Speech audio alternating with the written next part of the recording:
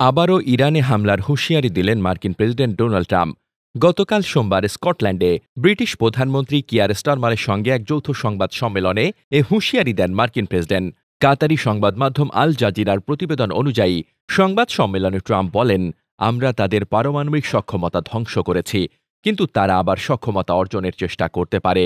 কিন্তু তা করলে এবার আরও দ্রুত হামলা হবে, আর এবার ধ্বংস এত বেশি হবে যে আঙুল তুলেও দেখাতে পারবে না।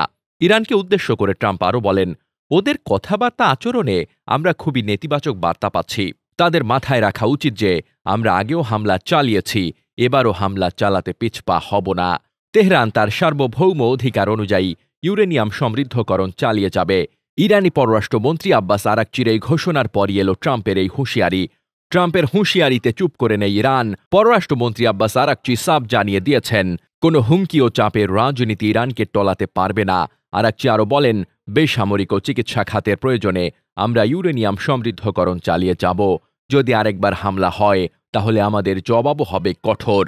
ইরানের প্রেসিডেন্ট মাসুদ পেজেশকিয়ানও এক সাক্ষাৎকারে পরিষ্কার জানিয়ে দিয়েছেন, ইরানের পরমাণু কর্মসূচি ছাড়ার প্রশ্নই ওঠে না। তবে আলোচনার মাধ্যমে এই ইস্যুতে চলমান সংকট সমাধানের পথ খোলা রয়েছে বলে জানিয়েছেন তিনি। এ সময় ১২ দিনের যুদ্ধের বিরতি নিয়ে তিনি খুব আশাবাদী নন বলেও জানান।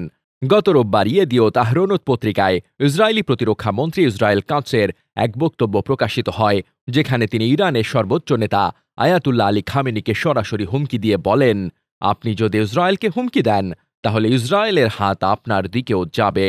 Desk report, বার্তাবাজার।